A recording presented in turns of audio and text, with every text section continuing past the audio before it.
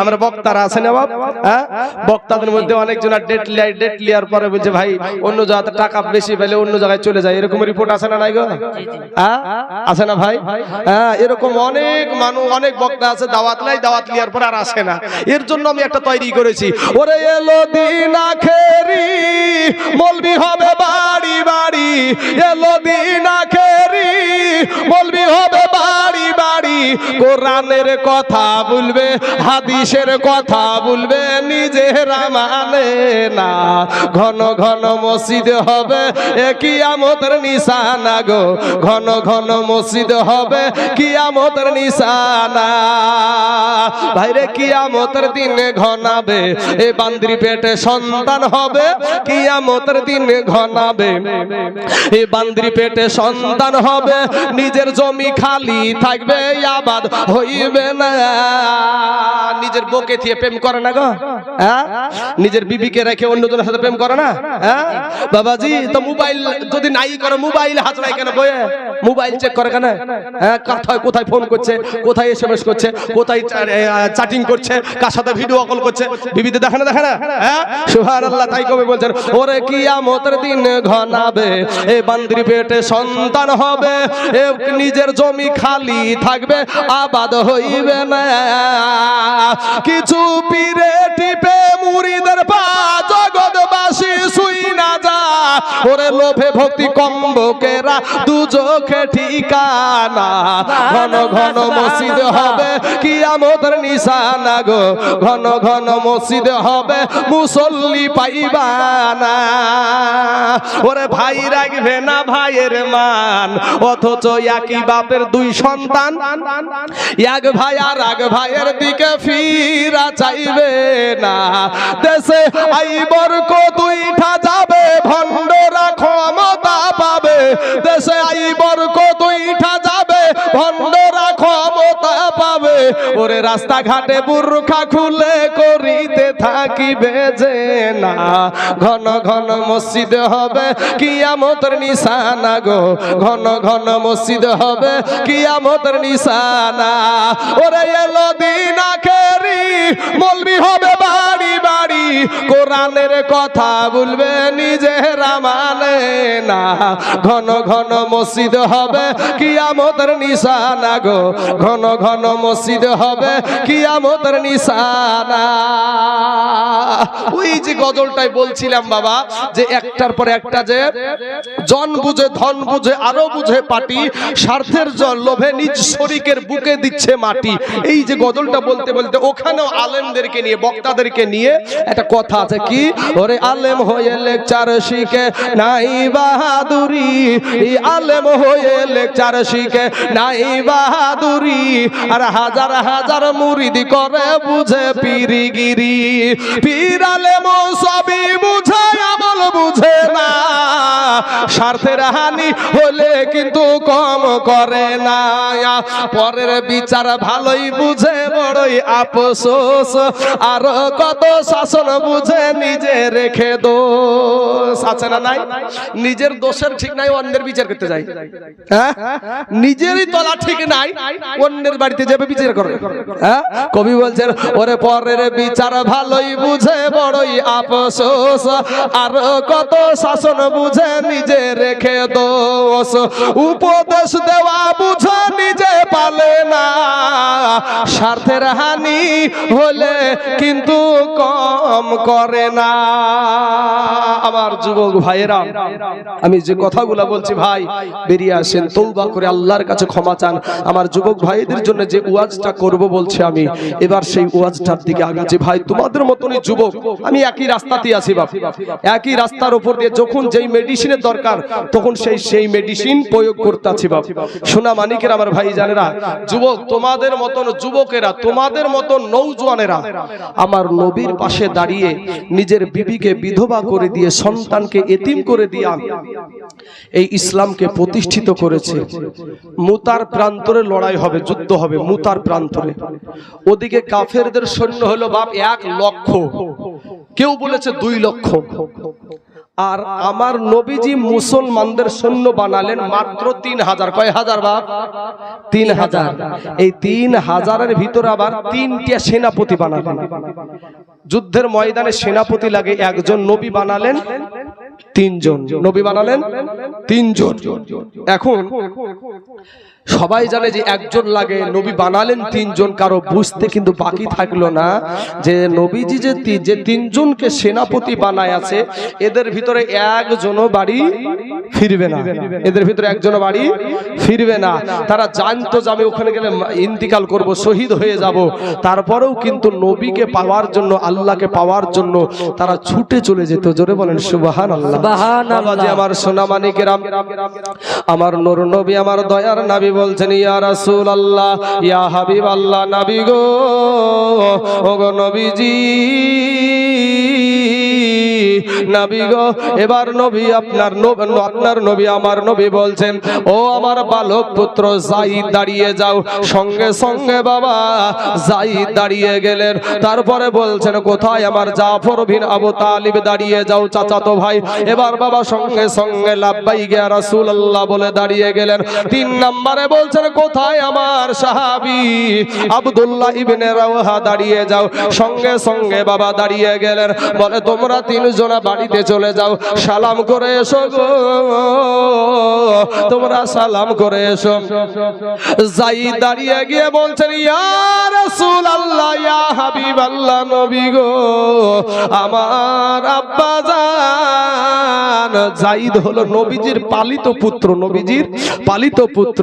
নবীকে আব্বা বলে ডাকতো, বাবা বাবা বলে ডাকতো। এই যায়েদ বলছেন, ইয়া রাসূলুল্লাহ, ইয়া হাবিবাল্লাহ, নবী গো, আমার আব্বা জান আমাকে যুদ্ধের ময়দানের প্রধান সেনাপতি বানায়া দিয়েছে।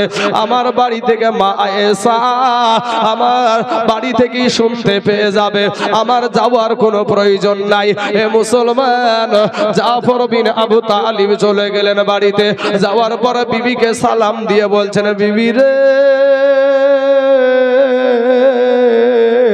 ওরে আমার প্রাণের বিবি, আমার দয়ার নবী, আমার নূর নবী আমাকে যুদ্ধের ময়দানের সেনাপতি বানায়া দিয়েছে গো বিবি। বিবি গো, ও গো বিবি, আমাকে যুদ্ধের সেনাপতি বানায়া দিয়েছে। বিবি গো, এতদিন তোমার সাথে আমি ঘর সংসার করছি গো বিবি। বিবি গো, হয়তো কোনো হক আমি আদায় করতে পারি নাই গো বিবি। বিবি গো, তুমি আমাকে মাফ করে দিও। বাবারা, আমার সোনা মানিকেরা, এবার বিবি আল্লাহর দরবারে হাত উঠায়া বলে, আল্লাহ গো, আমার দয়ার নবী আমার স্বামীকে যুদ্ধের ময়দানের সেনাপতি বানায়া দিয়েছে। ওগো আল্লাহ, আমি যুদ্ধ থেকে বিরত থাকতে বলবো না, আমি যুদ্ধ থেকে তাকে আমি বিরত থাকতে বলবো না, আমি বাধা দেব না। তবে আল্লাহ গো, আমার স্বামীকে যুদ্ধের ময়দান থেকে গাজী হিসাবে আমার স্বামীকে বাড়িতে পৌঁছায়া দিয়েন। ও বাবা, ওই জাফর বিন আবু তালিবের হাতে ছিল বাবা একটা তরবারি। ওই তরবারির উল্টা পিঠ দিয়া বাবা এটা বৃদ্ধ করে আস্তে করে আঘাত করে বলছেন, বিবি রে, ওরে আমার প্রাণের বিবি, তুমি উল্টা দোয়া করিও না। তোমার উল্টা দোয়া আমার আল্লাহর দরবারে কবুল হবে না। বিবিরে, তুমি উল্টা দোয়া করিও না। কারণ হলো, যুদ্ধের ময়দানে সেনাপতি লাগে একজন, আমার নবী বানায় আছে 3 জন রে বিবি। ওরে বিবি, আমার আগেও একজন আছে, পরও একজন আছে। নির্ঘাত আমি ওই মুতার প্রাণ প্রান্তরে শহীদ হয়ে যাব রে বিবি, তুমি আমাকে তুমি উল্টা দোয়া করিও না, তোমার উল্টা দোয়া আমার আল্লাহর দরবারে কবুল হবে না। জোরে বলেন সুবহানাল্লাহ। আর বলে বিবি রে, আমার ছোট ছোট সন্তানগুলো আমি রেখে যাচ্ছি গো বিবি, বিবি গো, আমি যেই রাস্তায় জীবন দিতে যাচ্ছি, যেই রাস্তায় আমি শহীদ হতে যাচ্ছি, আমার সন্তানগুলোকে তুমি ওই রাস্তাতেই তুমি মানুষ করিও। জোরে বলেন সুবহানাল্লাহ, সুবহানাল্লাহ। হে বাবারা, জাফর বিন আবু তালিব বাবা টুকটুক করে বাড়ি থেকে বেরিয়ে চলে আসছে। বিবি কাটা কবুতরের মতো উঠানে পড়ে বাবা গড়াগড়ি আরম্ভ করে দিল। ছোট্ট ছোট্ট বাচ্চাগুলা আব্বু গো বলে পিছনে পিছনে দৌড়াই রে বাবা। একটা বার ওই জাফর বিন আবু তালিব একটা বার ফিরে তাকালেন না। কারা কান্দে? কারণ শহীদ হওয়ার জন্য তারা প্রেমে পড়ে গেছে, মাসগুলো হয়ে গেছে বাবা গো। এবার যা বাবু আসা আব্দুল্লাহ ইবনে রাওহা বাড়িতে চলে গেলেন। বাবা গো নতুন বিবাহ করেছে বাবা, ফুল সজ্জার রাত্রি, বাসর সজ্জার রাত্রি। এ বাবাজি বাড়ির দরজার বাইরে থেকে সালাম দিচ্ছে, বিবি কোরআন তেলাওয়াত করছে। বিবিকে বলে, বিবি গো কোরআন তেলাওয়াতটা একটু বন্ধ করো, আমি তোমার স্বামী এসেছি। ডাক দিয়া বলা, বিবি আমাকে আমার দয়ার নবী যুদ্ধের ময়দানের সেনাপতি বানায়া দিয়েছে গো বিবি, আমি তোমাকে নতুন বিবাহ করেছি, আমি কোনো হক আমি তোমার আদায় করতে পারি নাই গো বিবি। বিবি গো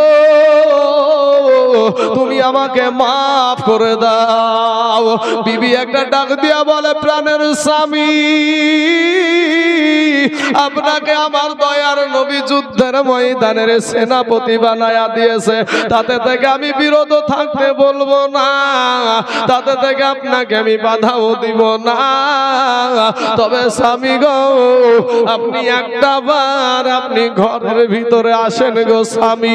এবার সাহাবী ডাক দিয়া বলে, ওরে আমার বিবি আমি ঘরের ভিতরে যাব না, তোমাকে দেখলে আমার মনে প্রেম জাগবে, ভালোবাসা জাগবে। বিবি রে তোমাকে দেখলে আমার মনে বড় ভালোবাসা লাগবে, তোমাকে দেখলে প্রেম জাগবে, যুদ্ধ যেতে মন চাইবে না। বিবি রে আমি তোমার ঘরের ভিতরে যাব না। বিবি একটা ডাক দিয়া বলে, স্বামী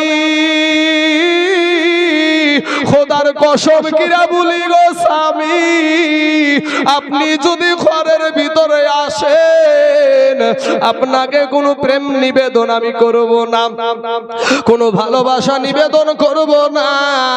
স্বামী গো আপনার সাথে আমার নতুন বিবাহ হয়েছে গো স্বামী।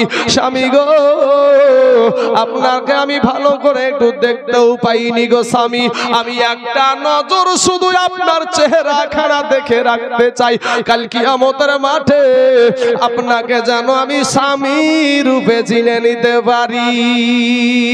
আব্দুল্লাহ ইবনে রাওহা বলছেন, বিবি রে ধৈর্য ধারণ করে যদি দুনিয়া করতে পারো গো বিবি, বিবি গো কিয়ামতের মাঠে নয় আমার আল্লাহ তোমাকে আমাকে জান্নাতের ভিতরে স্বামী স্ত্রী হিসাবে পরিচয় করায়া দিবে। জোরে বলেন সুবহানাল্লাহ। এ বাবারা আমার ভাই জানেরা, যুদ্ধের ময়দানে চলে গেল রে বাবা, যুদ্ধ শুরু হয়ে গেল, তুমুল ভাবে যুদ্ধ চলছে বাবা, কাল বৈশাখী ঝড়ের মতো যুদ্ধ শুরু। এ বাবাজি যায়েদ আপনার কি করলো, একটা সময় বাবা যায়েদকে কাফেররা ঘেরাও করে ফেললো। এবার যায়েদ যখন শহীদ হয়ে গেল রে বাবা, আমার নবীকে পাওয়ার জন্য, আল্লাহকে পাওয়ার জন্য নবীজির পালিত পুত্র যায়েদ বাবা শহীদ হয়ে গেল। এবার জাফর বিন আবু তালিবের হাতে বাবা তরবারি, ইসলামের পতাকা, ইসলামের ঝান্ডা রে বাবা। এই জাফর বিন আবু তালিব বীরের মতন একেবারে কলা গাছ ঝুড়া করে ঝুড়তে ঝুড়তে, এ মুসলমান একটা সুমাতের যুবক ভাই ভাই তো এই জাফর বিন আবু তালিবের একটা হাতে বাবা আঘাত করে দিল, একটা হাত কেটে জমিনে পড়ে গেল, দ্বিতীয় হাতে বাবা আঘাত করলো, দ্বিতীয় হাতখানাও বাবা জমিনে কেটে পড়ে গেল। এ মুসলমান, পাশের একটা সাহাবীকে ডাক দিয়া বলে, ওগো আল্লাহর নবীর সাহাবী, দয়ার নবীকে বলি, ওগো আমি জাফরের 2 হাত কাটা, 2 পা কাটা, এরপরও ইসলামের পতাকা মাটিতে পড়তে দিই না। জোরে বলেন সুবহানাল্লাহ, সুবহানাল্লাহ। আব্দুল্লাহ ইবনে রওহা দাঁড়িয়ে গিয়ে দেখছে বাবা জাফরের 2 হাত কাটা, 2 পা কাটা, ইসলামের পতাকাটা মুখে কামড় দিয়া বাবা উঁচা করে রেখে দিয়েছে। জোরে বলেন সুবহানাল্লাহ। আল্লাহকে পাওয়ার জন্য, নবীকে পাওয়ার জন্য কতটা প্রেম, কতটা ভালোবাসা। এরে আমার এই দেশের যুবক ভাইয়েরা, হাবাসপুর মাঠপাড়ার যুবকেরা, ও আমার আব্বা জানেরা, আজ নবীকে পাওয়ার জন্য, আল্লাহকে পাওয়ার জন্য নিজের জীবন খাড়া দিলেন, বিবিকে বিধবা করে দিলেন, সন্তানকে এতিম করে দিলেন। এ মুসলমান, এই সারা দুনিয়া চাইছে মসজিদ ভেঙে দাও, মাদ্রাসা ভেঙে দাও, কোরআন পুড়িয়ে দাও, কিন্তু এরকম আল্লাহর গোলামেরা থাকাকালীন মসজিদ ভেঙে তারা শেষ করতে পারবে না। আব্বা জান, আমার ভাইয়েরা গো, আমি আপনাদেরকে বলি বাপ, ও সোনা মানিকেরা, আমার যুবকেরা, আমি আপনাদেরকে বলি, আজকে আপনাদেরকে হাত কাটতে হবে না, আপনাদেরকে পা কাটতে হবে না, আপনাদেরকে শহীদ হতে হবে না। এই আল্লাহর ঘর মসজিদের জন্য আমি 2টা আল্লাহর গোলামকে দেখতে যাই এই মজলিসে বাবা, মাত্র 5টা করে 1000 টাকা। এই আল্লাহর ঘর মসজিদের জন্য এই মাহফিলে এতগুলা মানুষের সম্মুখে বাবা একটু হাতখানা উঠাবেন, একটাবার বলবেন ইনশাআল্লাহ আমি এই আল্লাহর ঘর মসজিদে 5টা 1000 টাকা দিয়ে দেব। ও মুসলমান, আপনি যখন 5টা 1000 টাকা দেওয়ার জন্য যখন রাজি হয়ে যাবেন, আমি একটা আল্লাহর তাকবীরের ধ্বনি দিব বাবা। ও সোনা মানিকেরা, হাতখানা উঠাইয়া দিয়া আল্লাহর কাছে একটু দোয়া করব বাপ। ও সোনা যুবকেরা, আজ আসেন গো, কোন আল্লাহর বান্দা আছেন গো, কে মসজিদকে ভালোবাসেন, কে আল্লাহকে ভালোবাসেন, কে নবীকে ভালোবাসেন? ও মুসলমান, আজ মাত্র 5টা 1000 টাকার দাতা এমন কোন আল্লাহর বান্দা আছেন এখানে, এমন কোন আল্লাহর বান্দি আছেন এখানে যে আমার আব্বা নাই দুনিয়ার জমিনে, আমার মা নাই দুনিয়ার জমিনে, আজ আমার আব্বা মায়ের জন্য আল্লাহর ঘর মসজিদ আমি 5000 টাকা দেব? একজন ব্যক্তি হবে না ইনশাআল্লাহ, যে ইনশাআল্লাহ আমি 5টা 1000 টাকা দিব। ও বাবাজি, আপনাকে এক্ষুনি দিতে হবে এটা আমি বলছি না বাপ, শোনা, যেখানে সব জায়গায় একই জোর রে ভাই, কালেকশন যদি শুরু হয়ে যায় অমনি উঠাউঠি লেগে গেল, শুরু হয়ে গেল উঠাউঠি। হ্যাঁ বাবাজি, কি যে হয় কি জানি।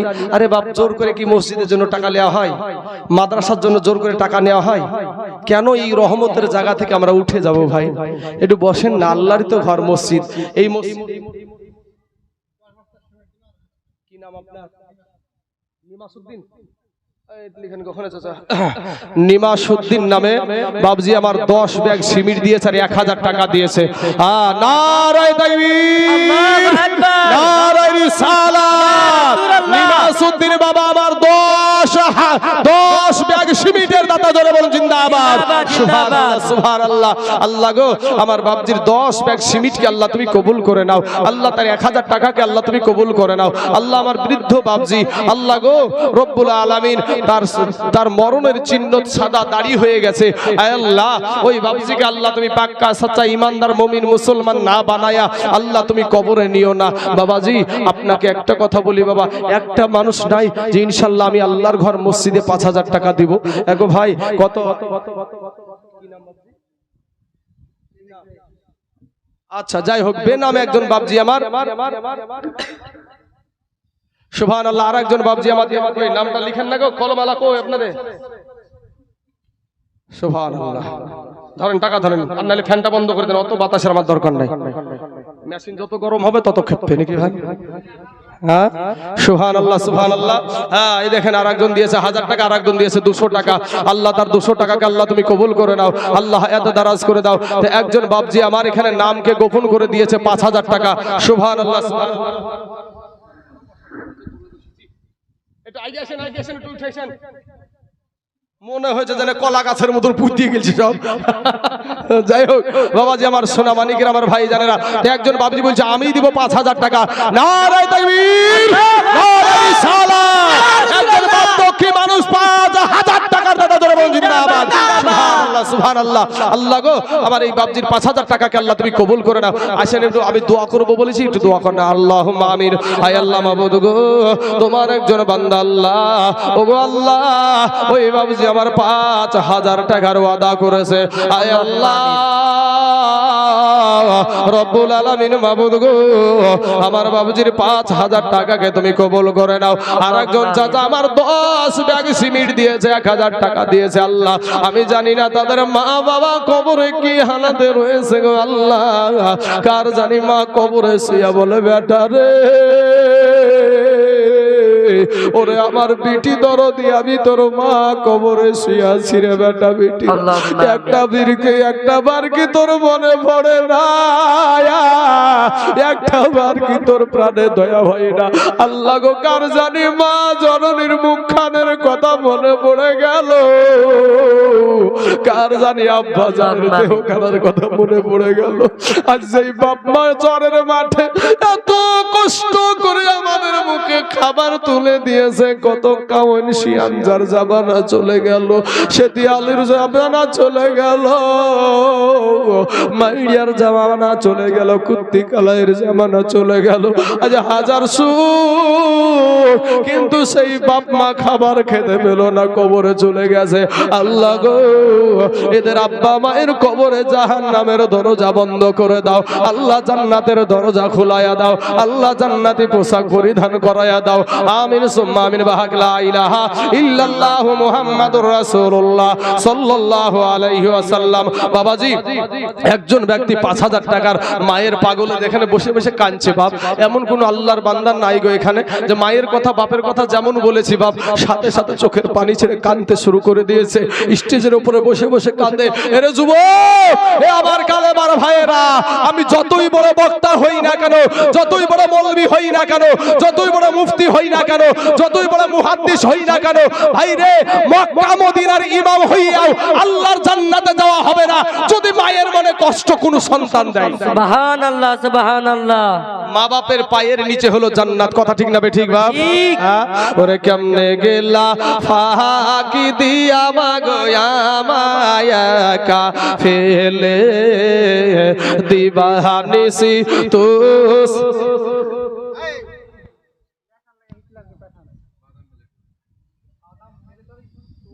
সুবহানাল্লাহ সুবহানাল্লাহ। কত সকে বাবজি? 10,000। দেখেন বাদাম মিলিটারি, নামি বাদাম। সুবহানাল্লাহ। তো আচ্ছা রুবেল বলে একটা ছেলে ভাই আমার দিয়েছে 1000 টাকা, আল্লাহ তার 1000 টাকাকে তুমি কবুল করে নাও, আল্লাহ হায়াত দারাজ করে দাও, আল্লাহ রুজি রোজগার তুমি বরকত দান করো। শাফিকুল ভাই নওজোয়ান যুবক তরুণ ভাই আমার দিয়েছে 2000 টাকা, আল্লাহ গো আমার শাফিকুল ভাইয়ের 2000 টাকাকে আল্লাহ তুমি কবুল করে নাও, আয় আল্লাহ হায়াত দারাজ করে দাও, আল্লাহ রুজি রোজগার তুমি বরকত দান করো। বাদাম মিলিটারি বাবজি আমার এই দেখেন বাবা 10,000 টাকা দিয়েছে। নারায়ে তাকবীর, নারায়ে রিসালাত। বাদাম মিলিটারি বাবজি আমার 10,000 টাকার দাতা ধরে বলুন জিন্দাবাদ। সুবহানাল্লাহ সুবহানাল্লাহ। আল্লাহ গো ওই বাদাম মিলিটারি বাবজির 10,000 টাকাকে আল্লাহ তুমি কবুল করে নাও, আল্লাহ হায়াত দারাজ করে দাও, আল্লাহ রুজি রোজগার তুমি বরকত দান করো। আয় আল্লাহ আসমানি বালা জমিনি বালা রুহানি বালা সমস্ত বালা মুসিবত থেকে আল্লাহ তাকে তুমি হেফাজত করিও। আয় আল্লাহ রব্বুল আলামিন মাহবুদ মাওলা গো ওই বাদাম মিলিটারি বাবজি আমার যে পা দুখানা দিয়ে হাঁটতে হাঁটতে এসে 10,000 টাকা দিয়েছে, আল্লাহ নগদ টাকা সেই পা বাবজির পা দুখানাকে তুমি জীবনে অচল অক্ষম করে দিও না। আয় আল্লাহ যে পা দিয়ে হাঁটতে হাঁটতে এসে 10,000 দিয়েছে, আল্লাহ তার পায়ের দ্বারায়, হাতের দ্বারায়, চোখের দ্বারায়, মুখের দ্বারায়, সাগিরা কাবিরা, জানা ওয়াজানা, ছোট বড় জাহিরি বাতেনি যত গুনাহ করেছে আল্লাহ, এই 10,000 টাকার বদলায় আল্লাহ তার জীবনের সমস্ত গুনাহকে আল্লাহ তুমি মাফ করে দাও। আমিন সুম্মা আমিন। আসুন বাবজি আমার সোনা মানিকেরা, আরেকজন ভাই আমার দিয়েছে 500 টাকা, আল্লাহ তার 500 টাকাকে তুমি কবুল করে নাও। আল্লাহ হায়াত দারাজ করে দাও, আল্লাহর রুজগার তুমি বরকত দান করো। আয় আল্লাহ, যে আশা নিয়ে, যে উদ্দেশ্য নিয়ে দান করেছে মাবুদ রে, সেই আশা আকাঙ্ক্ষাকে আল্লাহ তুমি পূরণ করে দাও। বাবজি আমি দুইজনকে 5,000 করে বলেছি, একটা হয়েছে, আরে একটা হবে না গো বাপ, একটা জোড়া হবে না। সবাই আল্লাহ তো সবাইকে জোড়া জোড়াই সৃষ্টি করেছে। আসেন না ভাই, আপনাকে এখনই দিতে হবে না ভাই। সুবহানাল্লাহ। আরেকজন তরুণ যুবক ভাই আমার দিয়েছে 500 টাকা। সুবহানাল্লাহ। আরেকজন বাবজি আমার টুকটুক করে এসে আরেকজন বাবজি আমার দিয়েছে 500 টাকা। সুবহানাল্লাহ সুবহানাল্লাহ। আরেকজন ভাই আমার দিয়েছে, দেখেন ওখানে দিয়ে দেন 500 টাকা। আরেকজন ভাই আমার দিয়েছে 500 টাকা। সুবহানাল্লাহ। একটা ভাই আমার উঠে আসেন না বাপ, যে ইনশাআল্লাহ হুজুর আমার জান আছে মাল নাই, তবে আস্তে আস্তে আমি এই 5,000 টাকা আমি আল্লাহর ঘর মসজিদে দিয়ে দেব। আসেন গো বাবা, কার জানি আব্বা জান কবরে শুয়া টুকরে টুকরে কান্দে, কার জানি জনম দুঃখিনী মা গর্ভধারণী মা, পেটে ধারণী মা, ওই অন্ধকার কবরে শুয়া হাউমাউ করে কান্দে, বলে বেটা রে আমি তোর মা, আমি তোর আব্বা কবরে শুয়ে আছি রে বেটা বেটিরা, বেটা বেটি রে আমি তোর মা, তোকে 10 মাস আমি গর্ভে ধারণ করেছিলাম রে বেটা, 2 বছর বুকের দুগ্ধ খাওয়ালছি রে বিটি, বিটি রে আমি তোর মা, তুই আমার নাড়ি ছিড়া বেটা রে, তুই আমার নাড়ি ছিড়া বিটি রে। এমন কোন মায়ের দরদের সন্তান আছেন গো, এমন কোন দরদের বেটা বাপের বেটা আছেন গো, যে আল্লাহ রাস্তা মজিবর দিয়েছে 500 টাকা, মা বাপের জন্য মাত্র 5,000 টাকার দাতা ইনশাআল্লাহ। বাবাজি আরেকজন দিয়েছে 500 টাকা। সুবহানাল্লাহ সুবহানাল্লাহ। আসুন বাবাজি আমার সোনা মানিকেরা, আমার ভাই জানেরা, ও মা খালারা গো, কত টাকা ইধার উধার চলে যায় বাপ আজ মসজিদের জন্য, কত সিনেমায় ভিডিও আই বিচিত্রা অনুষ্ঠানে, পঞ্চরাস গানে, সাপ খেলায়, বান্দর খেলায়, কত টাকা দিয়েছে রে যুবক আজ আল্লাহর ঘর মসজিদের জন্য। আপনাদেরকে বলছি বাবা, আর একটা ছোট্ট বাচ্চা ছেলে এসে 1,500 টাকা দিয়েছে, আল্লাহ তার 1,500 টাকাকে আল্লাহ তুমি কবুল করে নাও। আল্লাহ সে যে এই 1,500 টাকার যে মালিক, আল্লাহ তুমি তাকে চিনো, আল্লাহ দয়া করে মেহেরবানি করে আল্লাহ তাকে তুমি হেদায়াত দান করো। আমিন সুম্মা আমিন। আরেকজন ভাই আমার দিয়েছে 600 টাকা, আল্লাহ তার 600 টাকাকে তুমি কবুল করে নাও। হে আল্লাহ, আসমানি বালা, জমিনি বালা, রুহানি বালা, সমস্ত বালা মুসিবত থেকে আল্লাহ তুমি তাকে হেফাজত করিও। আরে কেমনে গেলা ফাঁকি দিয়া মাগোয়া মায়া কা করে দিবানিসি তুসে রাগুন এ হৃদয়ে জলে, হায়রে কান্দা কান্দা হইছে রে নদী মা, কান্দা কান্দা হইছে রে নদী আমার নয়ন জলে।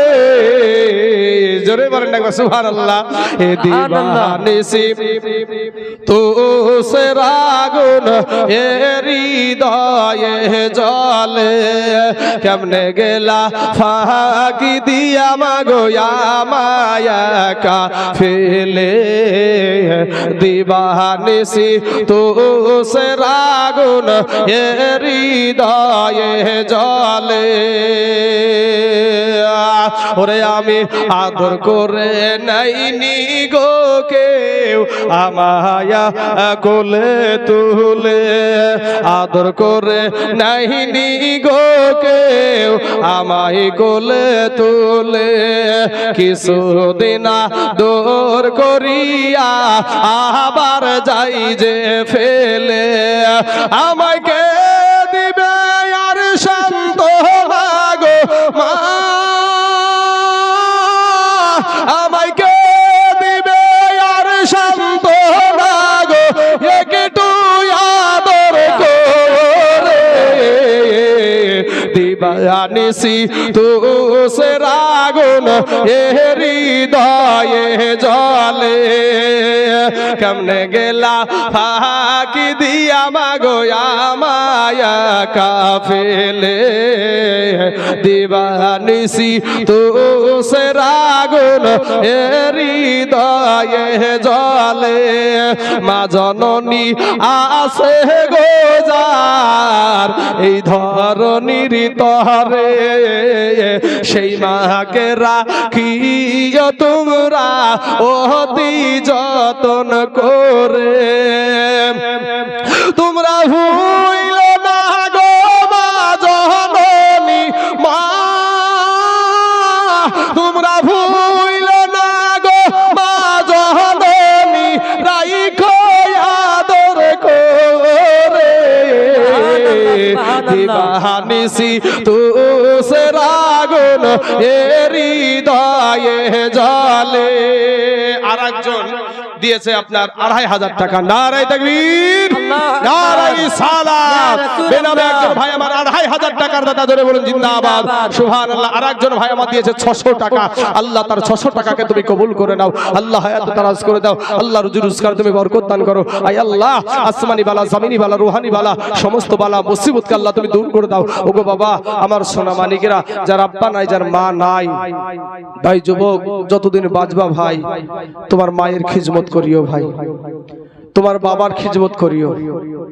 পরের বিটি কাল ভাগানির পাল্লাই পড়ে তোমার মা বাপকে তুমি পর করে দিও না ভাই। অনেক যুবক আছে বিবির দিকে হয়ে মা বাপের সাথে কথাও বলে না, এরকম আছে না নাই ভাই? কিন্তু আপনাদের দেশে এরকম ইতিহাস আছে যে বিবিতে লালবাগের লাল ঘর দেখালছে, এরকম ইতিহাস আছে না নাই গো? বিবিতে লালবাগের লাল ঘর জেলখানাতে ঢুকাইছে না ঢুকায়নি? ঢুকালছে। মা জননী কটা সন্তানকে ঢুকালছে বাপ? মাথা লড়াইছে না তো। মা কিন্তু একজনাকেও কোন সন্তানের উপরে মায়ে কেস করে না। মায়ে আমার জীবনে তো আজ পশ্চিম বাংলাতে আল্লাহর রহমতে আপনাদের দোয়াতে বাবা খুব ঘুরি, আল্লাহ খুব আমাকে ঘুরাচ্ছে বাবা। জানি না কতদিন আল্লাহ আমাকে এইভাবে নিয়ে বেড়াবে। তো বাবাজি, কোন জায়গাতে গিয়ে এই প্রশ্নটা আমি অনেক জায়গায় করেছি যে হারে ভাই, মা কোনদিন সন্তানের নামে কেস করে সন্তানকে জেলে ভরেছে, এরকম ইতিহাস আছে নাকি? তো বলে না। আর বিবিতে কেস করে জেলে ভরেছে, এরকম ইতিহাস আছে না নাই? মেলা আছে। খানে খোরাক লিয়ার জন্য কেস করছে। খানে খোরাক যখন বেটা ছেলেরা দিতে পারছে না, তখন ব্যাস ঢুক লাল ঘরে। হ্যাঁ, সুবহানাল্লাহ। বাবাজি, আবার দেখবেন আমাদের সমাজে শ্বশুর বাড়ি জামাই যায় না, যদি ভাই একটা আপেল হাতে করে যায় শ্বশুর বাড়িতে, শালাজ ভাজ বুঝেন আপনারা? শালাজ ভাজ সমুদ্রের বগুলা। তো এটাকে কি বলেন আপনারা? এই জায়গাটাকে কহিনে বলেন না? এমন এই একটা আপেল যদি দেখে আপনার হাতে নিয়ে যায়, যদি দেন যে কি লাও ভাবি, তো এমন ওই একটা আপেল দেখার সাথে সাথে শালাজ ভাজ গুলাতে কহিনের এমন গোতা মারবে আপনার পাঁজর কানা করে ফেলবে। যদি শাশুড়ি মায়ের কাছে যান যে মা দেখেন তো আপনার বৌমারা বদমাইশি করছে আমার সাথে, শাশুড়ি মায়ের তোমারও যে কাণ্ড জ্ঞান নাই, তুমি কিছু হাতে করে লিয়ে আসবে না, দরকার হয় কিছু আইনবা না, একটা আপেল হাতে করে কি বিলে এসেছো তুমি? শাশুড়িও বউদের দলে, হ্যাঁ, শালাজি ভাইদের দলে।